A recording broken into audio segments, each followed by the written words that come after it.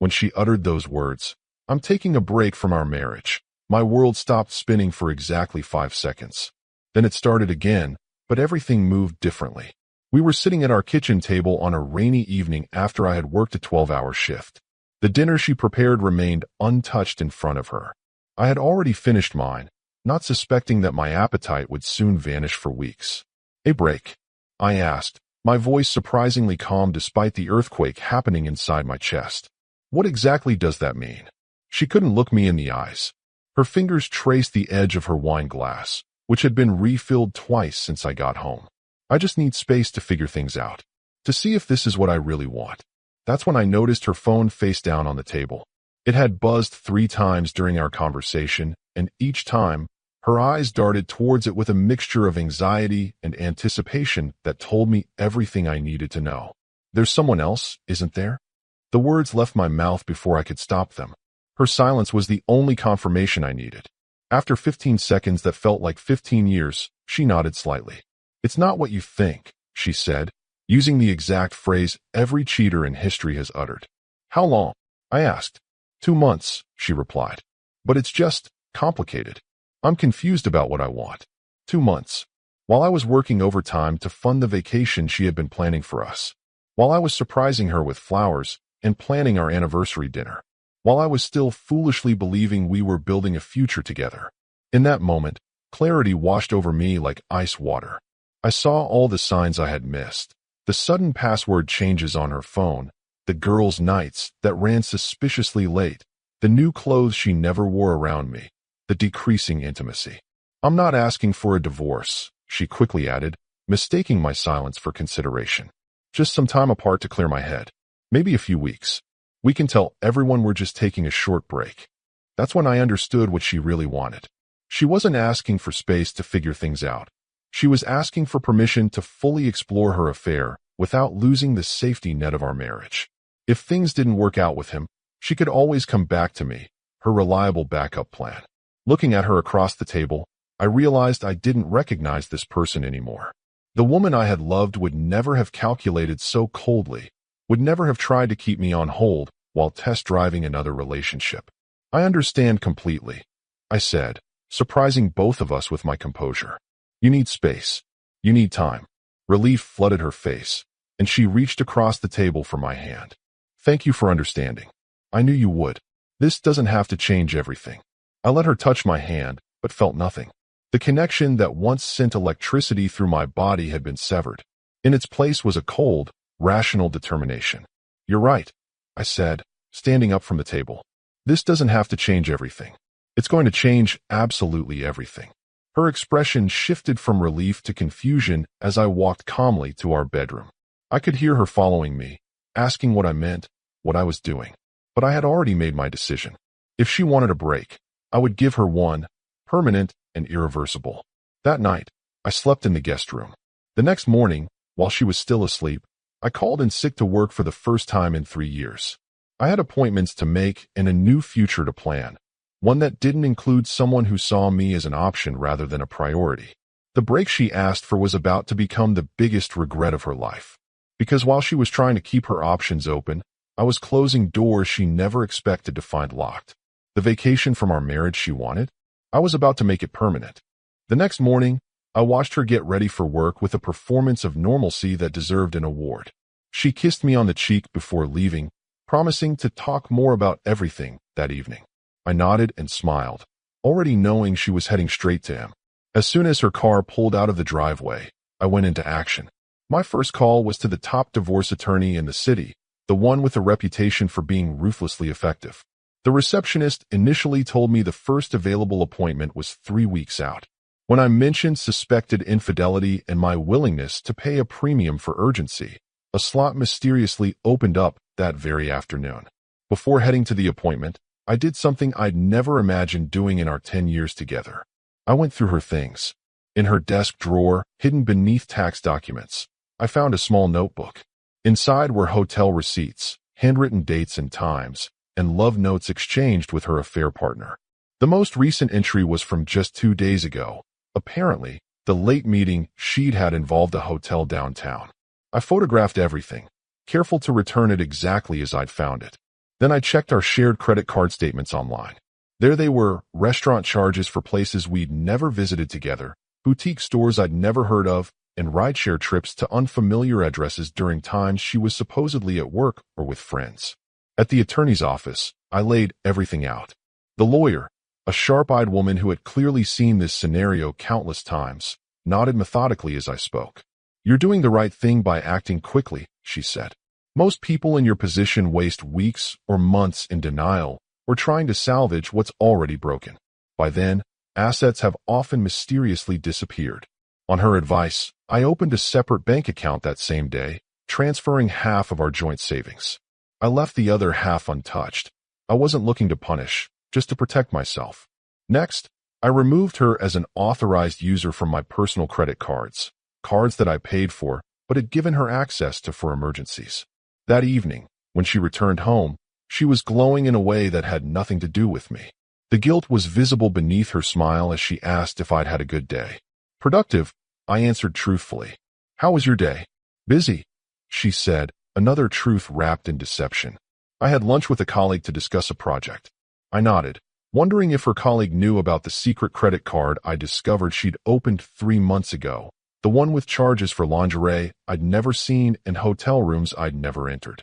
For the next week, we orbited each other in a strange dance of pretense. She believed I was processing her request for space, while still holding out hope for our marriage. I was systematically dismantling the legal and financial entanglements that bound us together. When she mentioned moving temporarily to her sister's place, to think, I encouraged her. It would make serving the divorce papers easier if she wasn't living under the same roof.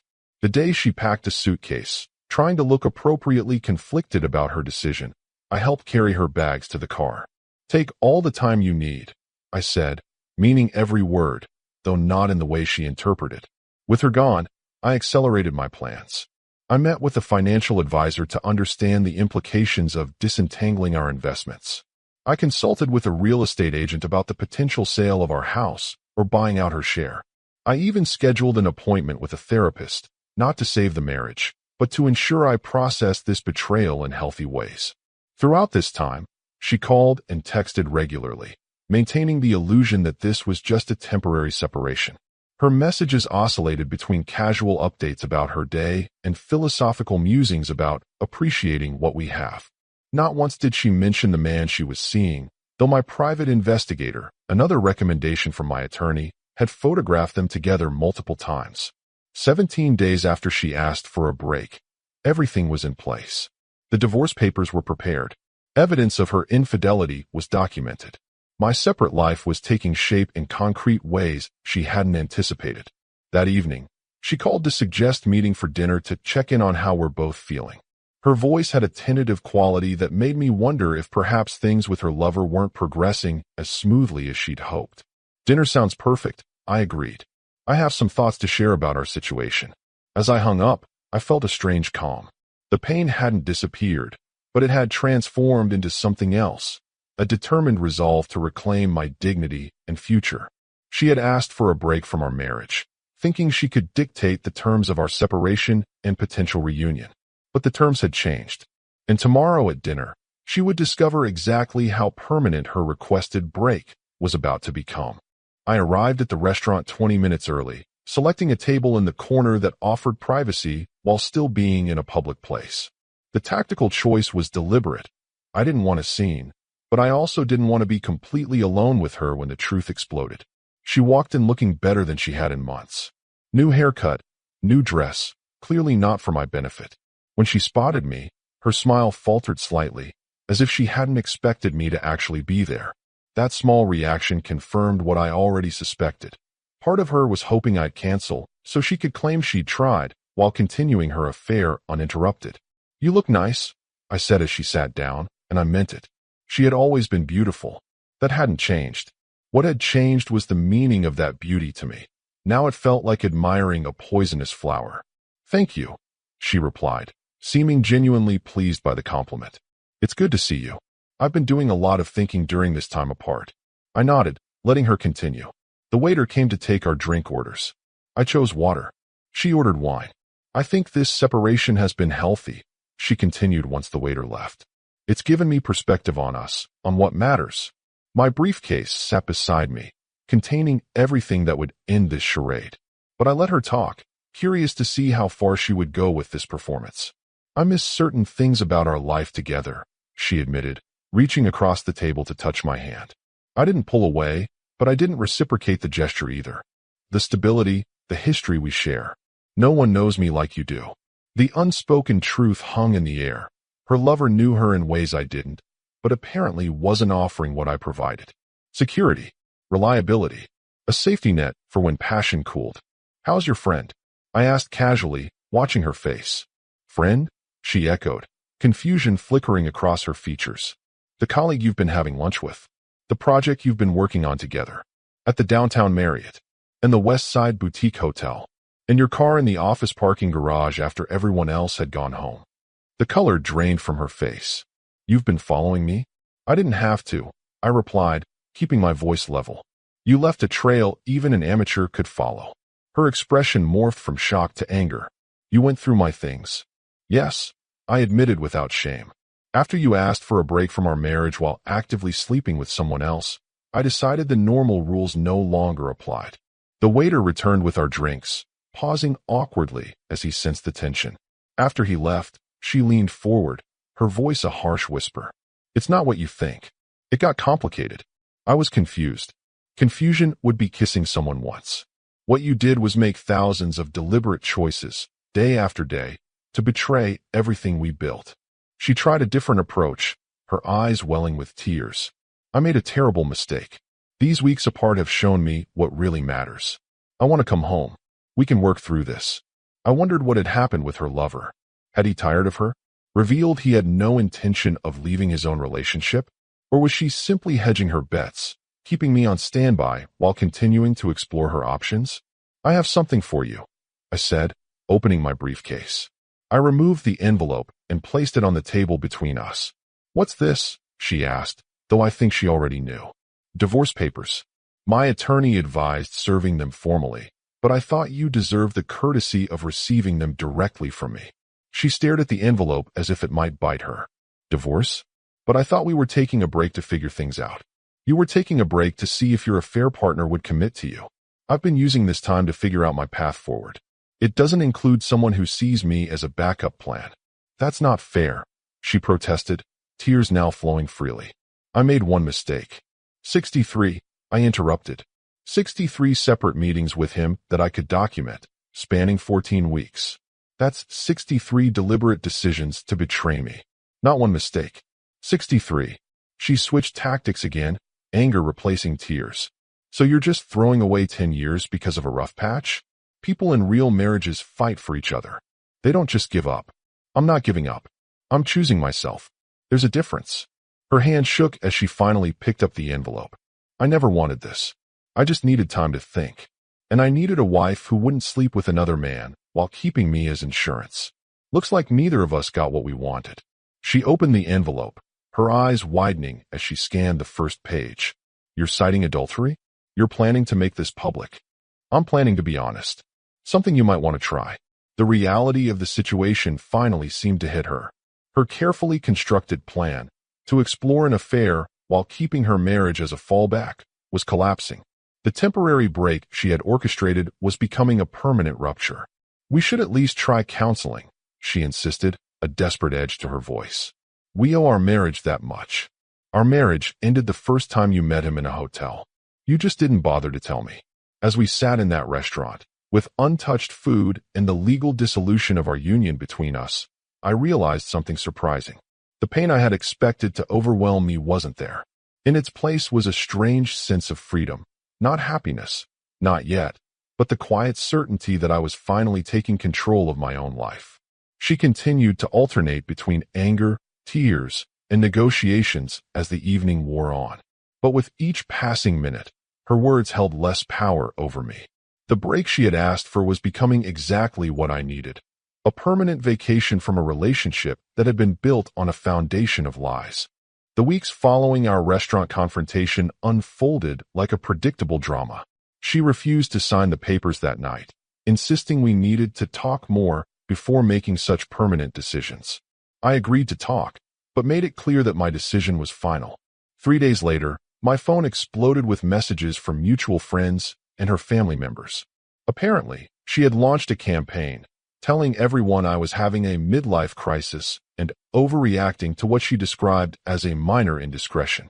According to her revised narrative, it had been just a kiss and only happened once. I didn't engage with the flying monkeys she sent my way. To those who genuinely seemed concerned, I simply said, there are two sides to every story, and I'm choosing not to share the details out of respect for privacy. Most got the message and backed off. The few who persisted in telling me how I should forgive her mistake were politely but firmly removed from my life. 23 days after serving the papers, I received a call from her sister, who had always been more reasonable. She's a mess, her sister said without preamble. He broke things off with her. I felt nothing but a detached curiosity. I'm sorry to hear she's struggling. He was apparently never planning to leave his wife, just stringing her along. The revelation that her affair partner was married hit me like a physical blow, not because it changed anything about our situation, but because it added a new layer of disgust to her betrayal. She had been willing to break up another family while destroying our own. Does she want me to feel sorry for her? I asked. She wants another chance. She says she's learned her lesson. I laughed despite myself. Her lesson was that her backup plan became necessary sooner than expected. That's not remorse. That's inconvenience. 2 days later, she showed up at the house unannounced. I had changed the locks, but she was sitting on the front steps when I returned from the gym. Her eyes were red from crying, her normally immaculate appearance disheveled. Can we talk? She asked, standing as I approached. We can talk right here, I replied, remaining on the walkway, maintaining distance. I made the biggest mistake of my life, she began, her voice breaking. I was stupid and selfish. I threw away something precious for something meaningless. Meaningless enough that you did it 63 times, I reminded her. She flinched, but continued. I know I hurt you beyond words. But people make terrible mistakes and still find a way back to each other. We could try counseling. A fresh start. Why? I asked simply. The question seemed to confuse her. Because we had 10 years together. Because underneath all this pain, there's still love. No, I clarified. Why do you want to save this marriage now? What changed? She didn't answer immediately, which told me everything. Eventually, she said, I realized what really matters. You realized he wasn't leaving his wife? I corrected her. You realized the fantasy wasn't real. And suddenly, the husband you were willing to discard became valuable again. That's not fair, she protested. You're right. None of this is fair. But it is accurate. Her desperation increased visibly. I'll do anything. Complete transparency. Counseling. Whatever it takes. It would take a time machine, I said. It would take erasing the moment you decided I was worth less than your desires. It would take undoing the thousands of lies you told to my face while looking me in the eyes. Technology hasn't advanced that far yet. She tried a different approach, stepping closer to me. Don't you remember how good we were together? Before all this. We can find that again. For just a moment, nostalgia threatened to weaken my resolve. There had been good times, great times, even, but they now seemed like scenes from someone else's life, viewed through a fogged window. The problem, I explained, isn't that I can't remember the good times. It's that I'll never be able to forget the betrayal. Every business trip, every late night at work, every time you look at your phone and smile, I'll be wondering. That's no way to live. People rebuild trust, she insisted. It happens all the time. Good for them, I replied. I'm not interested in spending the next decade of my life looking over my shoulder in my own marriage. Her expression hardened slightly. So that's it. 10 years thrown away without even trying to save it. You threw it away. I'm just acknowledging what's already broken. As she realized her emotional appeals weren't working, she shifted strategies yet again. You'll regret this, she warned, anger seeping into her voice. You'll realize what you lost, and it will be too late. I considered her words carefully before responding. Maybe, but right now, the only thing I regret is not seeing you clearly sooner. She left eventually, after cycling through more tears, recriminations, and promises of change. That night, she sent a text saying she would sign the papers if I truly felt there was no hope. I responded with a single word, yes. 2 days later, her lawyer contacted mine. She was willing to agree to most terms, but suddenly had concerns about the division of assets. Apparently, now that her affair had collapsed and divorce was imminent, financial considerations had become paramount. My attorney was unsurprised. "This is when the reality of consequences typically sets in," she explained. "The emotional appeal failed, so now it becomes about maximizing what can be salvaged financially." I instructed my lawyer to be firm but fair. I wasn't interested in punishing her through the divorce settlement. The consequences of her choices would unfold in her life without my assistance. The negotiation process stretched over several more weeks. During this time, she made 3 more attempts to talk sense into me. Once through an ambush at my workplace, once via a handwritten letter detailing all the ways she would make things right, and once through a mutual friend who invited us both to dinner without telling either of us the other would be there. None of it moved me. The break she had asked for had become a clean fracture, painful in the moment, but necessary for proper healing. As the legal process moved toward conclusion, I focused on rebuilding my life without looking back, one day at a time. The divorce was finalized on a Tuesday morning. I didn't attend the final court proceedings. My attorney handled everything. When she called to tell me it was officially over, I was in the middle of a project meeting at work. I thanked her, ended the call, and continued with my presentation as if I hadn't just closed a decade-long chapter of my life.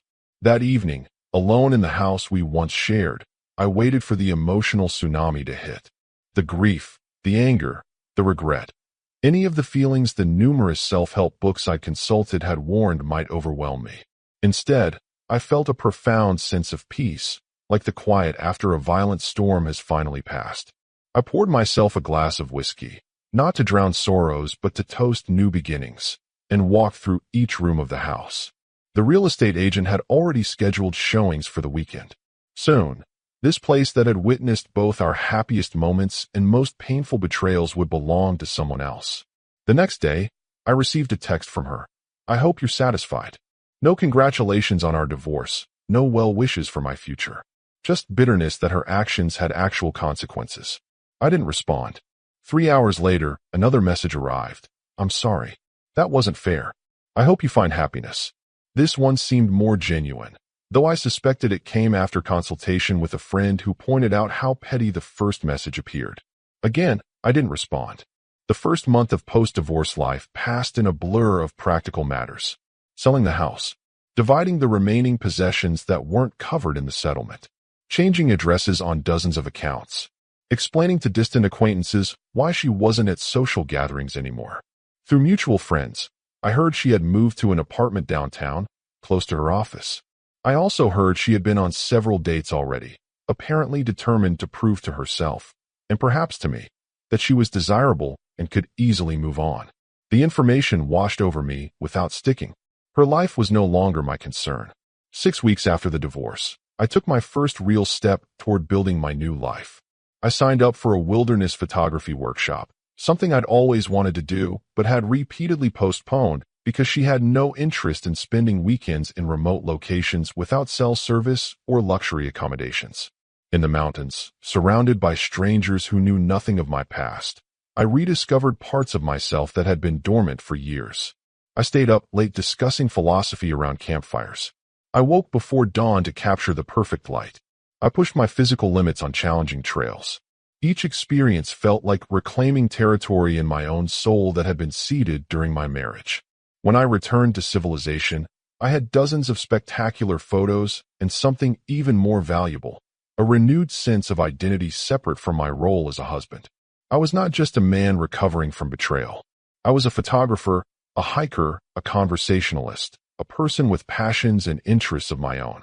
The second month brought an unexpected challenge. Her parents, with whom I'd always had a good relationship, reached out to invite me to dinner. They had always treated me like a son, and the divorce had been difficult for them too. After some consideration, I accepted. Over a somewhat awkward meal, they expressed their disappointment in their daughter's choices and their continuing affection for me. They didn't try to broker a reconciliation, which I appreciated.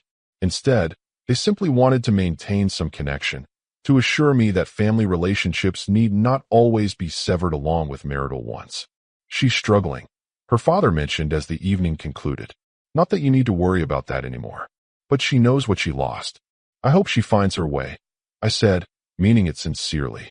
Despite everything, I didn't wish her ill. I just no longer wished to be the solution to her problems. As the months passed, I established new routines. Thursday night photography club. Sunday morning hiking with a group I'd met through an app. Regular dinners with friends who had stood by me during the divorce. Therapy sessions that gradually decreased in frequency as my counselor and I both recognized I was processing the betrayal in healthy ways. The house sold for more than expected, providing a financial cushion that allowed me to consider new possibilities. I used part of the proceeds to book a 3-week photography expedition to Iceland, another dream deferred during my marriage. The rest went into investments and a down payment on a smaller place that was entirely mine, decorated to my tastes without compromise. Throughout this period, my ex-wife's attempts to reconnect continued, though with diminishing frequency. Text messages on holidays. An email asking if I wanted some books she'd found that belonged to me. Once, flowers delivered to my office on what would have been our anniversary, with a card saying simply, "I think about you every day." I responded politely but briefly to the practical communications and ignored the sentimental ones. Each contact affected me less than the last, like an echo gradually fading into silence. 8 months after the divorce, I attended a friend's wedding alone. At the reception, several people expressed surprise at how well I seemed to be doing. One particularly candid friend admitted, "When you first told us about the divorce, we were taking bets on how long before you took her back. None of us guessed never." His comment made me realize how much I had changed. The man I was before would have likely forgiven the unforgivable, accepted the unacceptable, all in the name of preserving a relationship that existed more in memory than reality. That man was gone. In his place stood someone stronger, with clearer boundaries and a deeper understanding of his own worth. Someone who recognized that while love involves sacrifice, it should never require surrendering your dignity or accepting betrayal as the price of admission. The permanent vacation from my marriage, the one she inadvertently initiated when she asked for a break, had become the most transformative journey of my life. Not because I was seeking someone new, but because I had finally found myself. 3 years after finalizing the divorce, I barely recognized my former life. The career I had dutifully maintained during my marriage had transformed into something far more fulfilling. I'd parlayed my photography hobby into a side business that was now generating enough income to consider pursuing it full-time. My social circle had expanded beyond what I'd thought possible, filled with people who knew me only as I was now, not as half of a failed marriage. The dating scene had initially intimidated me. After a decade with one person, the rules seemed to have changed entirely. But I approached it with the same mindset that had carried me through the divorce: authenticity and firm boundaries. I dated casually at first, then more seriously with a few women who intrigued me on multiple levels. None had developed into a lasting relationship yet, but each connection taught me something valuable about what I truly wanted in a partner. On a crisp autumn morning, I was meeting a client at an upscale coffee shop downtown to discuss a potential photography project. I arrived early, secured a table by the window, and was reviewing portfolio samples on my tablet when I sensed someone hovering nearby. Looking up, I found myself staring into a face I hadn't seen in person for over 2 years, my ex-wife. The shock of recognition must have registered on my face because she immediately said, "I'm sorry. I didn't know you'd be here. I can go somewhere else." 3 years earlier, this encounter would have shattered my composure for days. Now, I felt only a mild surprise, like bumping into a former colleague from a job long past. "No need," I replied. "It's a public place." She hesitated, then gestured to the chair across from me. "Do you mind if I say hello properly? Just for a minute." I nodded, closing my tablet and setting it aside. As she sat down, I took in the changes time had wrought. She looked older, more worn around the edges. Designer clothes and professional makeup couldn't quite hide the subtle signs of stress etched around her eyes and mouth. "You look good," she said, studying me with an intensity that once would have made me uncomfortable. "Really good, actually." "Thank you," I replied simply. "How have you been?" She gave a short, humorless laugh. "Honestly, not great, but I'm working on it." She paused, glancing around the coffee shop. "Are you waiting for someone?" "A client. I have a meeting in about 20 minutes. Her eyebrows rose slightly. "A photography client? You're doing that professionally now?" "Starting to." I still have my day job, but the photography business has taken off more than I expected. Something like genuine happiness flickered across her face. That's wonderful. You always had an amazing eye. I'm glad you're finally using it. The conversation lulled into silence. We were two people with a shared past, but no shared future, the connection between us severed by her choices and my response to them. I heard you moved, she said eventually. Your parents mentioned you bought a place near the lake. The fact that she still spoke with my parents was mildly surprising, but not upsetting. They were adults who could maintain whatever relationships they chose. Yes, about a year ago. It's perfect for me. She nodded, her fingers toying with a napkin on the table. I'm moving too, actually. Got a job offer in Boston. I start next month. Congratulations, I said, and meant it. That sounds like a good opportunity. It is. A fresh start. She paused, then added, something I've needed for a while. Another silence fell between us, this one charged with unspoken words. Finally, she leaned forward slightly. I've wanted to tell you something for a long time, but I didn't want to intrude on your life with a call or text out of the blue. Since we've run into each other. She took a deep breath. I'm sorry, truly sorry, not just for the affair, but for how I handled everything, for trying to keep you as a backup plan, for not appreciating what we had until I destroyed it. You deserved better. 3 years ago, I had desperately wanted to hear these words. I had imagined scenarios where she apologized sincerely, and I magnanimously forgave her. Now, her apology felt like a postscript to a story that had already concluded. Thank you for saying that, I replied evenly. I hope you found some peace with it all. She studied my face, perhaps searching for traces of the man who would have done anything to win her back. That man was long gone. Not entirely, she admitted. But I'm working on that too. Therapy helps. I nodded, glancing at my watch. My client would arrive soon, and this conversation had already traveled as far as it needed to go. Noticing my gesture, she stood up. I should let you prepare for your meeting. Thank you for talking with me. As she gathered her things, she hesitated, then asked, Are you happy? Truly happy. The question deserved an honest answer. Yes, I said without hesitation. Not every day, of course. Life still has its challenges. But overall, yes. I'm happier than I've been in a very long time. Something in her expression shifted, a complex emotion I couldn't quite identify. Perhaps regret, or resignation, or simply acceptance. I'm glad, she said softly. You deserve that.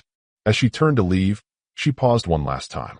The break I asked for, it wasn't supposed to end like this. I considered her words carefully before responding. Maybe not for you, but for me, it ended exactly as it needed to. She nodded slowly, accepting this final truth between us. Goodbye, she said simply, and walked away. Watching her disappear into the crowd outside the coffee shop window, I realized I felt no longing, no regret, no anger, just a calm acknowledgement of a chapter conclusively closed. My client arrived 5 minutes later, full of enthusiasm for her upcoming project. As we discussed concepts and locations, my encounter with my ex-wife receded into the background, becoming just another event in a day otherwise filled with purpose and possibility. That evening, relaxing on the deck of my lakeside home with a glass of wine, I reflected on the strange symmetry of life. Her request for a break from our marriage had initially devastated me, but ultimately freed me. The permanent vacation I had defiantly declared in response to her betrayal had become not a spiteful exit, but a journey toward an authenticity I might never have discovered otherwise. The break she requested had broken us completely, but in that breaking, something stronger had formed, not a relationship, but a self. A life built not on dependencies and compromises that eroded my core, but on choices that honored who I truly was. The permanent vacation continued, and I had never been happier. Our story has come to an end. If you've made it this far, how about subscribing to our channel? It helps us immensely. I've selected 2 other videos for you that I'm sure you'll enjoy. Feel free to click on them. I'll be waiting for you in the next story. See you soon.